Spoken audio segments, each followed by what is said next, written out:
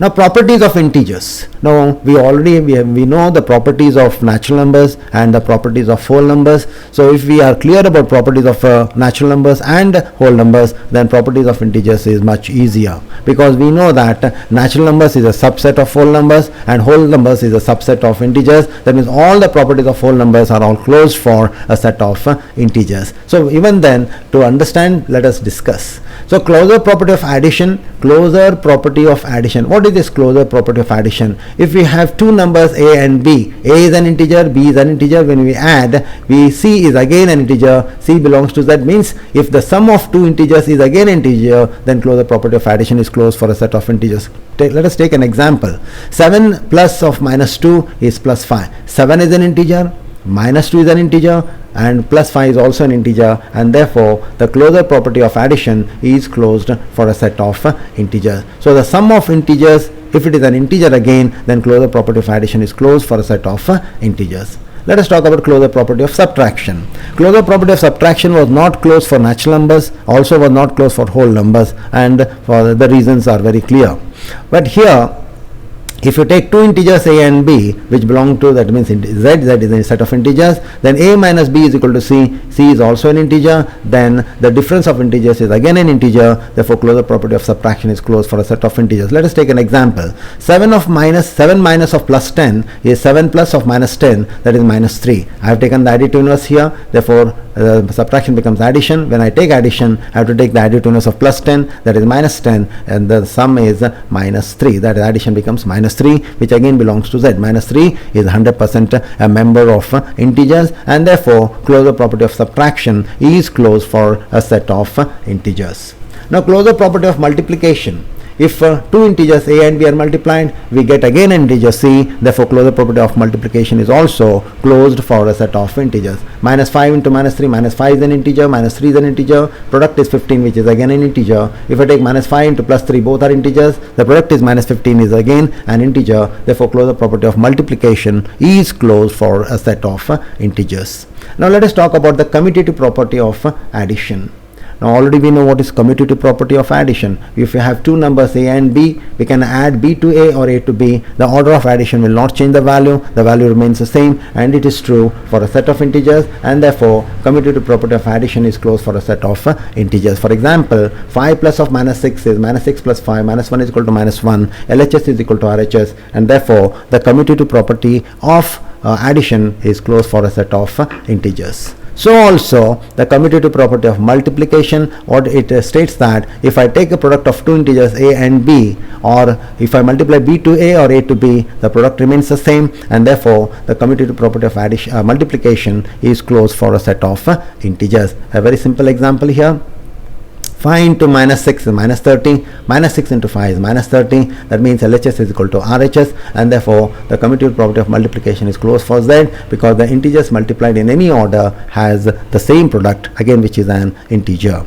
Now associative property of addition, which is we already know that we can add the numbers, grouping them in any order, whether I add a and b first and then add to c, or add b and c first and then add to a, the answer remains the same, and it is applicable, it is true for a set of integers, it is closed for a set of integers, and therefore we say associative property of addition is also closed for a set of integers. Similarly, associative property of multiplication is closed for a set of integers, and we already know what is associative property of multiplication. Multiplying a to b and then to c, or multiplying b and c and then to a, the answer remains the same, the value remains the same, and therefore integers can be grouped and multiplied in any order. And therefore remember that associative property of addition and associative property of multiplication both are closed for a set of integers. Now already we know what is additive identity. Additive identity, you know that it existed for whole numbers where 0 is an additive identity, and so also it is true for integers. When we add an integer to 0, we get back the same integer, and therefore addition of 0 is the integer itself. Additive identity is closed for a set of integers. Now additive inverse, this is a very important property which is applicable for integers, not applicable for both natural numbers and whole numbers, very much applicable for integers, because when I take an integer a and add minus a to it, then I get 0. That means sum of two integers, if it is 0, then one is the additive inverse of the other. Minus a is the additive inverse of a and a is the additive inverse of minus a. Therefore remember, if sum of two integers is 0, the one integer is the additive inverse of the other. So here plus 3 is the additive inverse of minus 3, minus 3 is the additive inverse of plus 3, which are very much there present in a set of integers, and therefore additive inverse is closed for a set of integers. And multiplicative identity, already we know that it is closed for a set of natural numbers also, whole numbers also, and 1 is the multiplicative identity, and here it is also closed for a set of integers, whereas 5 is an integer.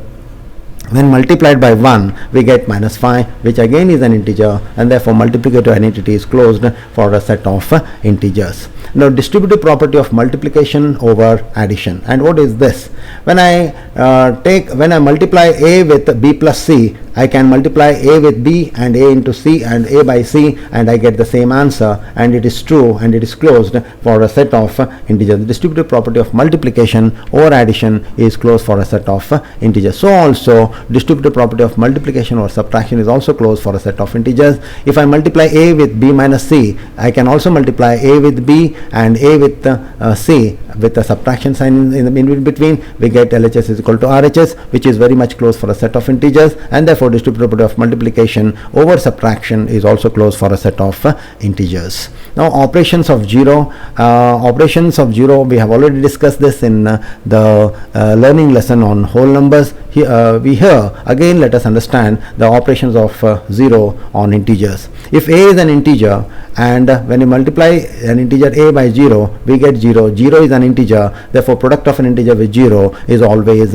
0. So product of an integer with 0 is always 0. And so also when I divide 0 by a, we get 0. That is applicable. We can follow this. 0 by a is 0. That means 0 when divided by an integer is always 0, and the reason is the 0 into a is 0.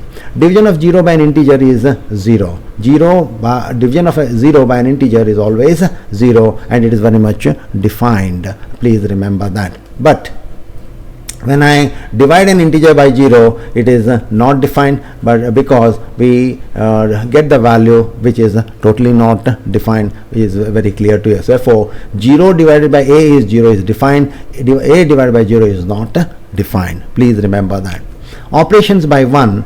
You know that a into 1 is equal to 1 into a is equal to a. A is an integer. When multiplied, we get back the integer. So product of an integer with 1 is the integer itself. A by 1 is a, but 1 by a is not closed for z, because 1 by a, it does not exist in a set of integers, and therefore a by 1 is equal to a exists for a set of integers, whereas 1 by a, it does not exist for a set of integers, because division, closure property of division is not closed for a set of integers, which is very, very clear. So please remember this much, and as I have already told you earlier in my previous learning sessions, listen to what I have spoken, read every word of what I have given as a lesson here for reading, and then repeat the reading and listening, and then ultimately at the end you scribble everything on in a book, so that you can have them as a reference for your future use. Thank you.